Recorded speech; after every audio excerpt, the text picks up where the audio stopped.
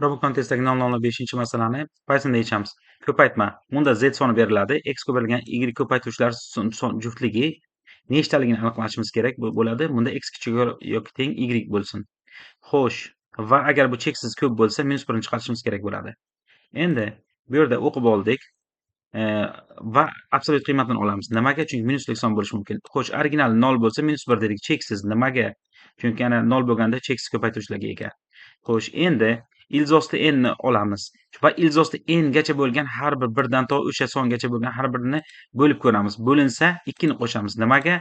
Chunki ana musbat va manfiy juftliklar bor. Shu ikkita har biri uchun. 2 ni qo'shamiz. Faqat bitta holat uchun agar manfiy bo'lsa va butun ildiz chiqsa, ana bu yerda butun ildiz chiqsa, 1 ni ayirib qo'yamiz. Nimaga? Chunki masalan -49 bo'lganda 49 dan -7 kira 7 bor, buni juftligi yo'q. Shu sababdan ham. Xo'p, accept bo'ldi. Bu degani to'g'ri degani. To'liq videoni ko'rish uchun havolaga bosamiz.